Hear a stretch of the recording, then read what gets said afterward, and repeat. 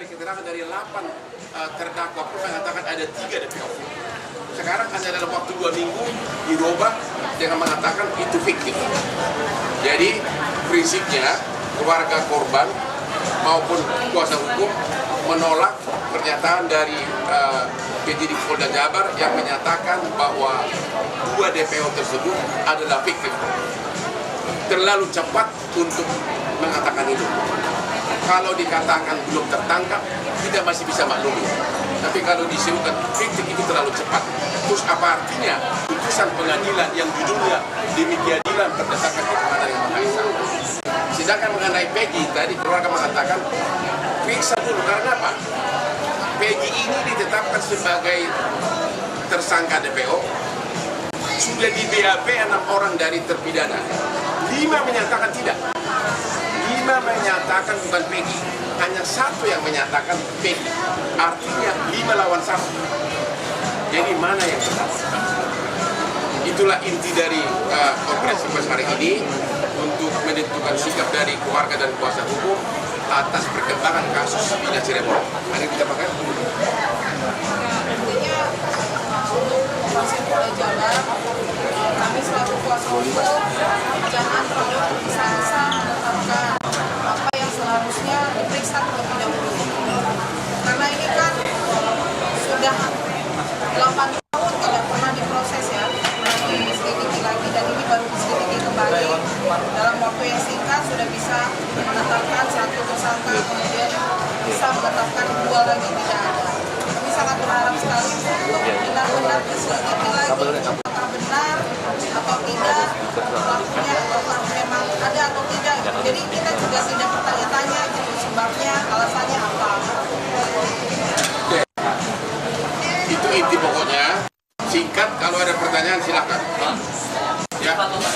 Jadi kalau mereka dari pernyataan keluarga dan teman-teman kuasa hukum, apakah bisa dikatakan sama seperti banyak orang yang juga menilai penangkapan Peggy ini salah tangkap? Apakah itu bisa dikatakan? Atau ada hukum acara pidana yang tampaknya tidak dijalankan oleh kepolisian soal tidak menghilangkan? Kalau kami mengatakan bukti hukumnya belum begitu kuat untuk menyatakan Peggy ini sebagai tersangka DPO. Kenapa? Karena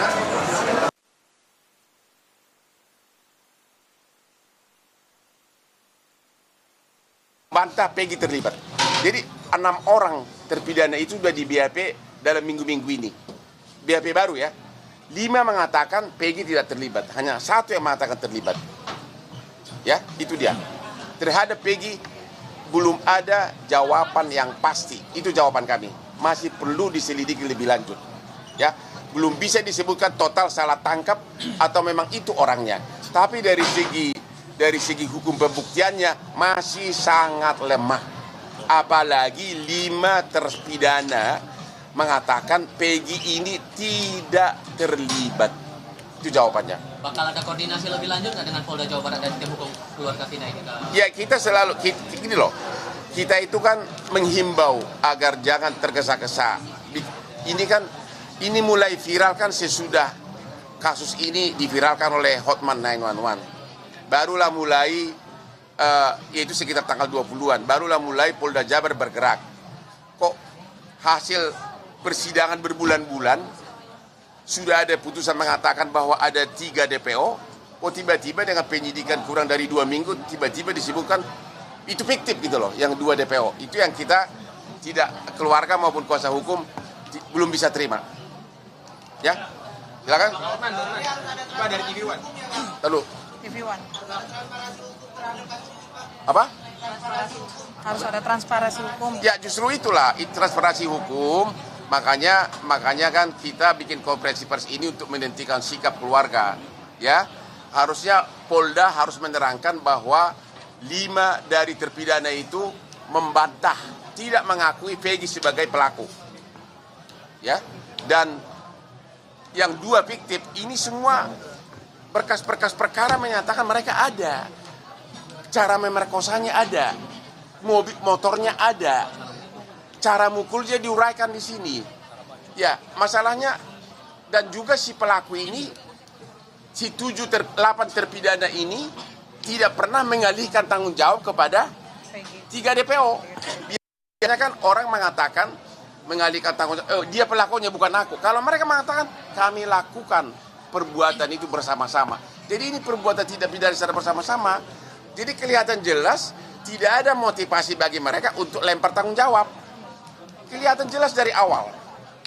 Sehingga kalaupun misalnya Polda Jabar belum berhasil menemukan 2 pelaku DPO ini, ya jangan dibilang tergesa-gesa fiktif dong. Ya, itu